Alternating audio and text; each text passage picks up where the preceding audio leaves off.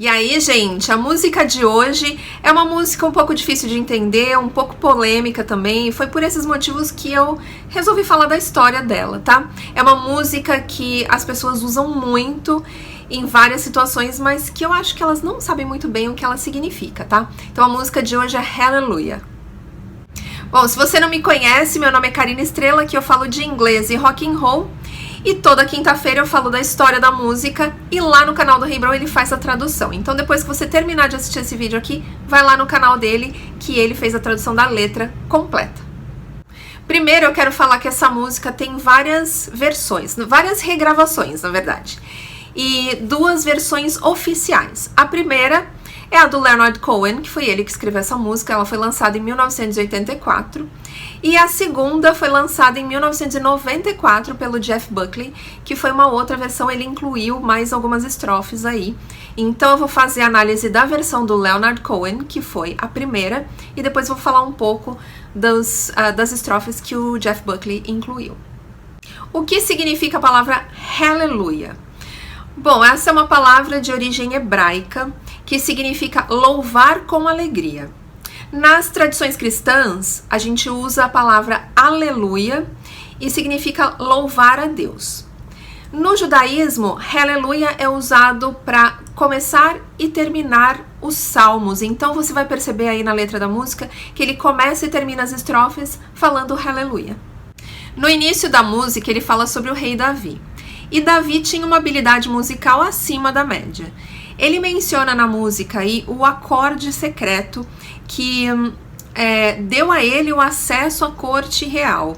E ele tendo acesso à corte real, ele conseguiu ascender ao poder.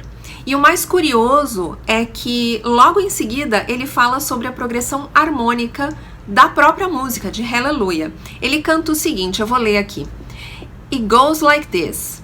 The fourth, the fifth, the minor fall, the major lift. Esse daqui é a progressão harmônica da própria música. Ele aqui está descrevendo os acordes que ele está tocando.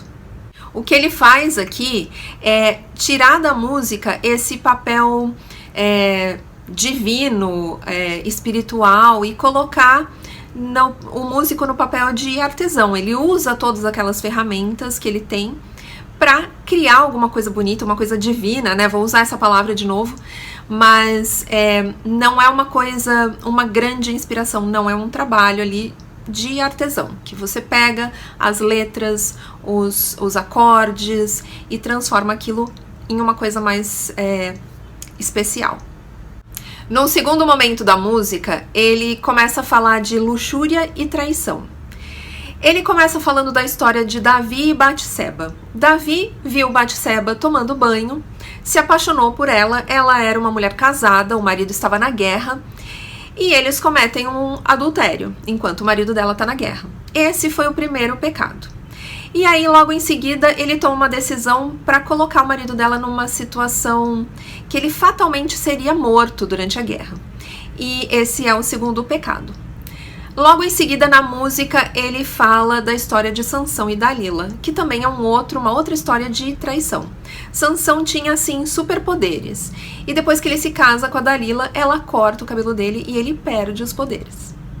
Num terceiro momento, ele questiona o verdadeiro significado do nome de Deus.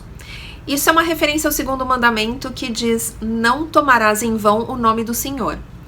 No judaísmo, não é permitido falar o nome de Deus, então eles usam outras palavras para se referir a Deus.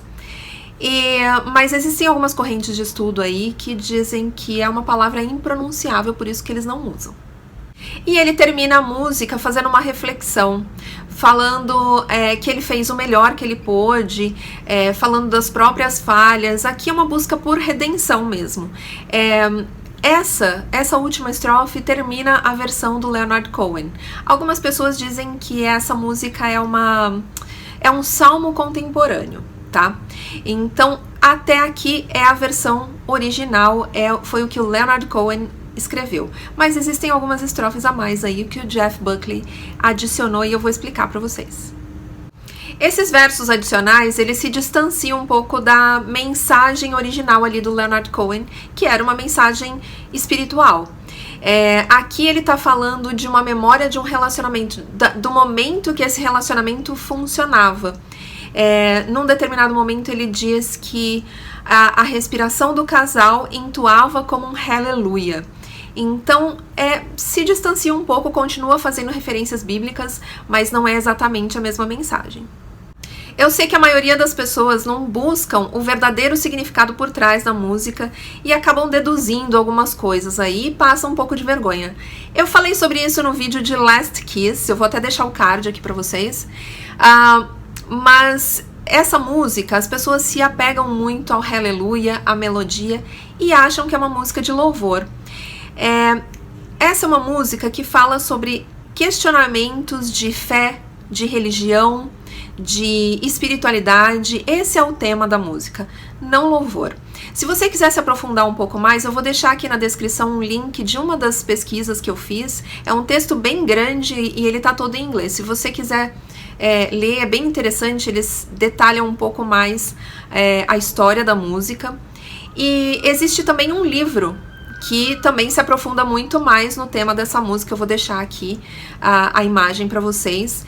Então, não é uma música tão simples assim, tão fácil de entender, mas aqui eu tô dando uma visão geral para vocês perceberem e, assim, entender que não é uma música de louvor. Ela é uma música que questiona muitas coisas, mas é uma letra bem interessante. Então essa foi a história de Hallelujah, ou uma visão geral da história de Hallelujah. Se você gostou desse vídeo, compartilhe com seus amigos e não esqueça de se inscrever aqui no canal, que é super importante, tá? E semana que vem tem mais história da música. Até lá!